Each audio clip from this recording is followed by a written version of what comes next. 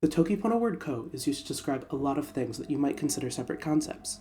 In toki pona, moisture is key to understanding semisolids. Let's take a look at them. First, we have powders, such as ground spices, chalk, or flour.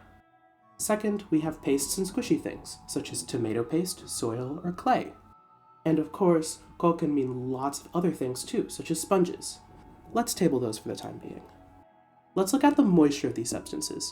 On the left, we have dry substances made up of lots of little particles. These are undeniably ko.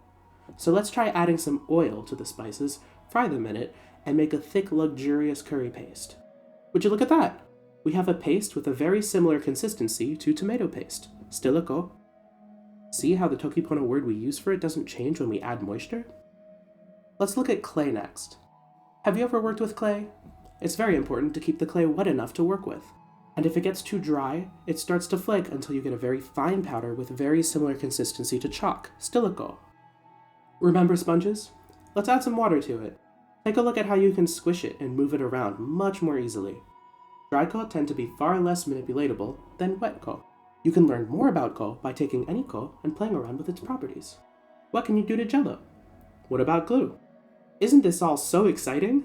Okay, that's all for now. Eat a good fish.